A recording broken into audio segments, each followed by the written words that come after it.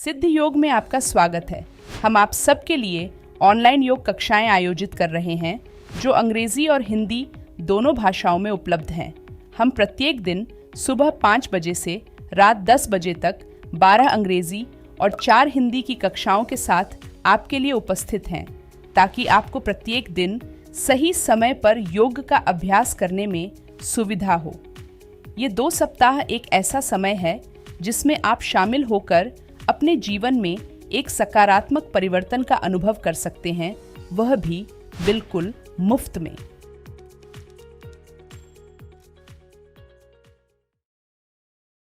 दोस्तों, क्या आपकी लोअर बॉडी बहुत ज़्यादा स्टिफ है? आपके जो हिप जॉइंट्स हैं, हैमस्ट्रिंग मसल्स है, उसकी स्टिफनेस बहुत ज़्यादा है और आप अपने हिप्स को फ्लेक्सिबल बनाना चाहते हैं, आप अपनी रेंज ऑफ मोशन पर काम करना चाहते हैं, आपके जो इंटरनल ऑर्गन्स से अच्छे से काम नहीं कर रहे हैं, आप अपने इंटरनल ऑर्गन्स को स्टिमुलेट करना चाहते हैं, आपको स्ट्रेस की समस्या है, आपको एंजाइटी की समस्या है, तो आज हम आपको बताने वाले हैं एक ऐसे आसन के अभ्यास के बारे में जो आपके फोकस को इम्प्रूव करेगा, आपके कंसंट्रेशन को इम्प्रूव करेगा और आपकी इन सारी परेशानियों को दूर करने में आपकी बहुत ज़्यादा हेल्प करेगा। और इस आसन के लगातार अभ्यास से आपको और भी कई सारे लाभ मिलेंगे जिनके बारे में हम आपको इस आसन के अभ्यास के दौरान बताएंगे। तो दोस्तों, मेरा नाम है अतुल मिश्रा और सिद्ध योगा में आप सभी का स्वागत है। तो चलिए दोस्तों, हम लोग चलते हैं अपने ऊर्ध्व उपविष्ट कोणासन के अभ्यास की तरफ और उससे पहले इस आसन के बारे में कुछ जानकारी आपको हम दे देते हैं। तो दोस्तों, ये जो आसन है ये इंटरमीडिएट आसनों की कैटेगरी में आता है, साथ ही साथ ये एक हिप ओपनिंग पोज भी है और ये बैठकर करने वाले आसनों की कैटेगरी में आता है, इसलिए इस आसन का अभ्यास हम बैठकर करते हैं। और अगर कॉन्ट्रा इंडिकेशंस की बात करें तो इस आसन को शुरू करने से पहले आपको बहुत ज़रूरी है ये जानना कि इस आसन की क्या क्या कॉन्ट्रा इंडिकेशन है, किन लोगों को इसका अभ्यास करना है और किन लोगों को इसका अभ्यास नहीं करना है। तो दोस्तों, अगर आपको आपके शोल्डर से रिलेटेड या आपके हिप या हैमस्ट्रिंग मसल से रिलेटेड कोई भी इंजरी है, कोई भी मसल पुल हुआ है आपका लेग का, आपके नी के पीछे हो या फिर आपके हिप नीचे हो या फिर आपकी हैमस्ट्रिंग मसल में हो, तो आपको इस आसन का अभ्यास नहीं करना है। साथ ही साथ अगर आपको पेट पर हाल ही में कोई सर्जरी हुई है, आपको लोअर बैक से रिलेटेड पेन है, आपको लोअर बैक से रिलेटेड कोई भी समस्या है जैसे स्लिप डिस्क की समस्या है, तो आपको इस आसन का अभ्यास करने से बचना है। और साथ ही साथ जिन लोगों को लो ब्लड प्रेशर या हाई ब्लड प्रेशर की समस्या है, उन लोगों को भी इस आसन का अभ्यास नहीं करना है। अगर आप करते हैं तो आपको एक बहुत अच्छे योगा टीचर के सानिध्य में ही आपको प्रैक्टिस करनी है, जिससे कि आपको आगे चलकर कोई भी प्रॉब्लम ना आए। तो अब हम चलेंगे इस आसन के अभ्यास की तरफ और इससे पहले इस आसन के अभ्यास को करने से पहले आपको क्या क्या प्री आसनास और प्री प्रैक्टिसेस करनी है उनके बारे में आपको बता देते हैं। तो इस आसन का अभ्यास करने से पहले आप सभी लोगों को both hand to big toe pose इसका अभ्यास करना है, आपको सीटेड स्ट्रेडल पोज का अभ्यास करना है और साथ ही साथ आपको जो है लेग स्ट्रेचिंग या हिप स्ट्रेचिंग से रिलेटेड कोई भी एक्सरसाइज, कोई भी आसन आप कर सकते हैं इस आसन के अभ्यास को करने से पहले, जिससे कि आपके हिप जॉइंट अच्छे से ओपन हो जाएं, जो कि आपको हेल्प करेंगे इस आसन के अभ्यास को करने के लिए।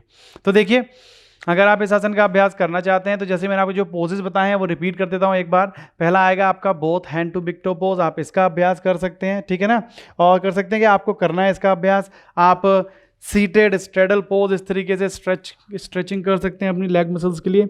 ये जो है बेस्ट प्री आसन है आपके ऊर्ध्व उपविष्ट कोणासन को करने से पहले। और साथ ही साथ आपको जो बताया, आप कोई भी हिप से रिलेटेड एक्सरसाइज या आसन, आप जो आसन आपके हैमस्ट्रिंग मसल को स्ट्रेच करे उस आसन का अभ्यास आप कर सकते हैं। तो जैसे कि आपको क्या करना है, आपको दोनों हाथों को अपनी बॉडी के साइड से रखना है, स्पाइन को सीधा रखना है। तो प्री एक्सरसाइजेस कर लेते पहले कौन कौन सी प्री एक्सरसाइजेस करनी है आपको।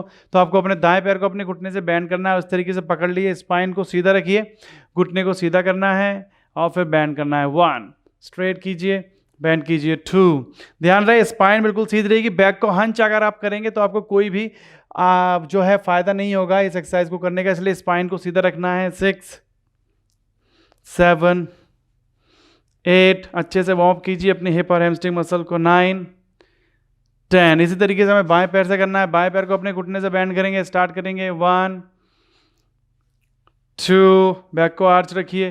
3 4 5 6 बहुत बढ़िया। 7 8 9 10। स्टॉप करेंगे और हमें प्रैक्टिस करनी है चक्की चलन आसन की, ठीक है। चर्निंग द मिल पोज जो है वो भी बहुत अच्छी प्री प्रैक्टिस है आपके इस आसन को करने के लिए। तो आप इस तरीके से चर्निंग द मिल पोज की प्रैक्टिस कर सकते हैं। आप 5 to 10 टाइम्स क्लॉकवाइज इस तरीके से मूव कीजिए और 5 to 10 टाइम्स आपको एंटी क्लॉकवाइज इस तरीके से मूव करना है। तो ये प्री प्रैक्टिस आपके लिए बहुत ज़्यादा जरूरी है, जिससे कि आप अपने हिप और हैमस्ट्रिंग मसल्स को अच्छे से वार्म अप कर पाएँ और अपने आप को पूरी तरह से प्रिपेयर कर पाएँ इस आसन के लिए। अगर आप बिना प्री प्रैक्टिस के, बिना प्री आसनास को किए आप डायरेक्ट इस आसन का अभ्यास करेंगे तो दोस्तों आपको इंजरी हो सकती है आपकी हिप और हैमस्ट्रिंग मसल से रिलेटेड, क्योंकि आपकी जो लेग मसल्स हैं वो सबसे ज़्यादा लॉन्गेस्ट मसल होती हैं आपकी बॉडी की। और आप लोगों की अगर ये मसल पुल हो जाती है या फिर आपको डीप टिश्यू इंजरी हो जाती है तो काफ़ी टाइम लगता है हीलिंग में। इसलिए आपको आसन का अभ्यास करते हुए गलतियां नहीं करनी है। इसलिए मैं आपको हर बार जो भी हम आसन करते हैं उसके पहले कौन कौन सी प्री प्रैक्टिसेस, प्री आसनास आपको करने हैं वो आपको मैं बताता हूं, और उनको आपको स्किप नहीं करना है, किसी भी हालत में आपको उनका अभ्यास जरूर करना है। तो अब देखिए हम लोग अपने अभ्यास में आगे की तरफ चलते हैं। हम लोग प्रैक्टिस करेंगे अपने आसन की तरफ चलने की। अब तो देखिए आप लोगों को सबसे पहले बटरफ्लाई की पोजीशन ले लेनी है, ठीक है। तो बटरफ्लाई भी काफ़ी अच्छी प्रैक्टिस है, आप इस तरीके से कर सकते हैं। जैसे आप बटरफ्लाई में आए हैं तो इस तरीके से आप थोड़ा सा मूव कर लीजिए अपने नीज को, तो आपके हिप जॉइंट की जो है काफ़ी अच्छी स्ट्रेचिंग हो जाती है। हाई हिप जॉइंट्स की फ्लेक्सिबिलिटी बढ़ाने के लिए बहुत अच्छी प्रैक्टिस है, ठीक है। तो हम यहाँ पर जो है अपने ऊर्ध्व उपविष्ट कोणासन की हाफ वेरिएशन करेंगे, ठीक है। अगर आपके लिए पॉसिबल है तो आप अपने दाएं हाथ को अपनी कमर पर रखिए, अपने बाएं हाथ को अपनी कमर पर रखिए। दाएं हाथ की पहली 2 उंगली और अंगूठे से आप अपने पैर के अंगूठे को पकड़ के आपको धीरे से दाईं तरफ इस तरीके से स्ट्रेट करना है, ठीक है।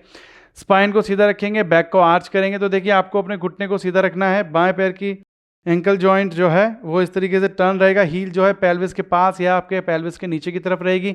कोई भी अपनी बैक को हंच करके नहीं बैठेगा। अगर आपकी बैक हंच हो रही है, आप अपने पैर के घुटने को पकड़ नहीं पा रहे हैं, घुटना सीधा नहीं कर पा रहे हैं, तो आपके पास जो योगा स्ट्रैप है, योगा बेल्ट है, या फिर आपके पास कोई भी टॉवल है, आप उसका यूज़ कर सकते हैं। इस तरीके से आप इस तरीके से स्ट्रेच कर सकते हैं। तो ये काफ़ी अच्छी प्री प्रैक्टिस है। ये हाफ वेरिएशन है आपके ऊर्ध्व उपविष्ट कोणासन की हाफ वेरिएशन आप इस तरीके से कर सकते हैं। तो यहाँ आपको बैलेंस मिलेगा, आप अपनी लेग को एक एक करके स्ट्रेच कर पाएंगे। और इसी तरीके से आपको बाएं पैर से करना है तो बाएं पैर में बेल्ट का यूज़ करेंगे, बाएं हाथ से पकड़ेंगे, या फिर डायरेक्टली आप अपने बाएं हाथ की उंगली और अंगूठे से अपने पैर के अंगूठे को पकड़कर भी आप प्रैक्टिस कर सकते हैं। तो देखिए इस तरीके से आपको करना, अपनी बैक को आर्च करना। तो देखिए जब आप अपनी बैक को आर्च करते हैं तो आपकी रिब्स स्ट्रेच होती हैं, तो ये आपकी डायफ्राम को ओपन करने के लिए, लंग्स कैपेसिटी बढ़ाने के लिए बहुत ही अच्छी प्रैक्टिस है। साथ ही साथ जो है आपके कोर मसल भी काफ़ी स्ट्रांग होती है, क्योंकि जब आप बैलेंस कर रहे हैं यहाँ पर तो खिंचाव पड़ता है आपके लंग्स पर। साथ ही साथ आपकी कोर मसल थोड़ी सी एंगेज भी होती हैं, तो ये आपके इंटरनल ऑर्गन्स को स्टिमुलेट करने में हेल्प मिलती है इस आसन के अभ्यास से। तो जो आपका डाइजेशन है वो बेटर बनता है इस आसन के अभ्यास से, ठीक है। आप धीरे से बैंड करेंगे। तो इस तरीके से आपको जो है प्रैक्टिस करनी है एक एक लेग से। तो जब तक आपकी जो है लेग स्ट्रेचिंग अच्छे से नहीं हो जाती, आपके हिप ओपनिंग अच्छे से नहीं हो जाती, तब तक आपको जो है हाफ वेरिएशन ही करनी है एक एक साइड से। जब आप अपने पैर को पकड़ के इस तरीके से सीधा कर पा रहे हैं, आपको बहुत ज़्यादा पेन नहीं हो रहा है, आप अच्छे से बैलेंस कर पा रहे हैं, फिर आप इस आसन के अभ्यास में आगे की तरफ चलेंगे। तो हमें अब बैलेंस और स्ट्रेचिंग एक साथ करनी है। पर ध्यान दीजिए, आपको जो स्ट्रेचिंग करनी होती है तो आपको बॉडी को थोड़ा पुश करना पड़ता है, और जब आप बॉडी को पुश करते हैं तो बैलेंस करना थोड़ा सा हार्ड हो जाता है, ठीक है। तो यहाँ पर हमें बैलेंस और अपनी लेग मसल्स को स्ट्रेच एक साथ करना है। तो आप जितना हो सके उतना बैलेंस के लिए ज़्यादा ट्राई कीजिए, क्योंकि अगर आपका बैलेंस बन जाता है, आपकी कोर मसल स्ट्रांग हो जाती हैं, तो आप अच्छे से स्ट्रेच कर पाएंगे लेग्स को। तो देखिए दोनों हाथ के अंगूठे और उंगलियों से पैर के अंगूठों को पकड़ना है, स्पाइन को सीधा कीजिए। अब धीरे धीरे क्या करना है, आपको इस तरीके से पैरों को हाफ ओपन करके आप इस तरीके से हाफ प्रैक्टिस कर सकते हैं। तो देखिए आपको अपनी बैक को आर्च करना है, ध्यान रखिए। दोनों हाथ की उंगली और अंगूठों से पैर के अंगूठे को पकड़ के रखना है, स्पाइन को सीधा रखना है। ब्रीथिंग पर ध्यान दीजिए, श्वास अंदर श्वास बाहर। कोई भी बैक को इस तरीके से हंच करके प्रैक्टिस नहीं करे। अगर आप बैक को हंच करते हैं तो आप अपनी हिप और हैमस्ट्रिंग मसल्स को अच्छे से स्ट्रेच नहीं कर पाएंगे, सीधा नहीं कर पाएंगे। तो ध्यान रखिए बैक को आर्च करना है।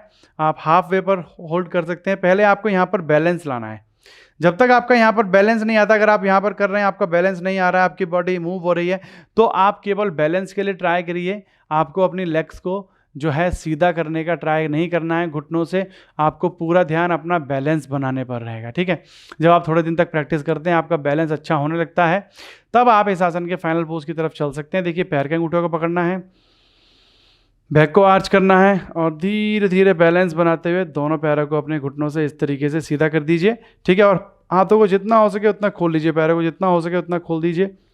तो देखिए, यहाँ पर आपकी कोर जो है काफ़ी अच्छे से एंगेज होती है, और ये जो आसन है ये आपको हेल्प करता है आपकी ब्लड सर्कुलेशन को और आपकी एयर सर्कुलेशन को आपकी बॉडी में अच्छे से सर्कुलेट करने के लिए, आपके कंसंट्रेशन को इम्प्रूव करता है, आपकी हिप्स और हैमस्ट्रिंग मसल्स को अच्छे से स्ट्रेच करता है, आपके स्पाइन के पोस्चर को इम्प्रूव करता है, और साथ ही साथ आपके नर्वस सिस्टम को बहुत ही ज़्यादा अफेक्ट करता है, जैसे कि आपका नर्वस सिस्टम जो है अच्छे से काम करने लगता है, और आपका सिंपैथेटिक और पैरासिम्पैथेटिक दोनों ही नर्वस सिस्टम इस आसन के अभ्यास से अच्छे से काम करने लगते हैं। तो इस तरीके से आपको प्रैक्टिस करनी है।